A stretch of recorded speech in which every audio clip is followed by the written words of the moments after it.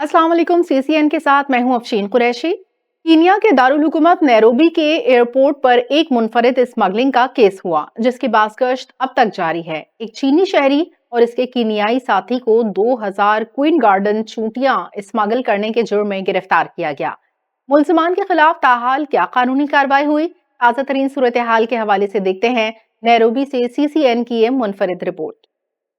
Nairobi airport पर जब एक बैग को खोला गया तो उसमें से 2000 से जायद जिंदा क्वीन गार्डन चूंटियां मिली, जिन्हें छोटे छोटे ट्रांसपेरेंट कैप्सूलों में भरकर चीन ले जाने की तैयारी थी। चूंटियां स्मगल करने वाले 2 लोगों को गिरफ्तार किया गया, जिसमें एक चीनी शहरी यांग कीचुन है और दूसरा कीनिया का शहरी चार्ल्स मोमांगी है। हुकाम का कहना है कि चीन में इन चूंटियों को रिवायती चीनी तरीका इलाज में इस्तेमाल किया जाता है, जबकि उन्हें घरों में पाला भी जाता है। इन चूंटियों की किस्म की बहुत ज्यादा मांग है। ये दराजी उम्र, हड्डियों के जोड़ों की जलन और दीगर अमराज समेत मदाफियाती निजाम को ताकतवर बनाने में इस्तेमाल किया जाता। मुलजिमों को अदालत में पेश किया गया। दोनों मुलजिमों को 10 अप्रैल को गिरफ्तार करके 13 अप्रैल को अदालत में पेश किया गया। कीनियाई शहरी ने चीनी शहरी को 1300 आला किस्म की चूंटियां बेची, यानी उसने हर एक चूंटी के बदले 100 कीनियाई शिलिंग वसूले, जो पाकिस्तानी रुपए में 216 रुपए बनते हैं। इस हिसाब से 2200 चूंटियों पर उसने 47,52,000 रुपए हासिल किए। बताया गया है कि गैर मुमालिक में ऐसी एक चूंटी की कीमत $100 के करीब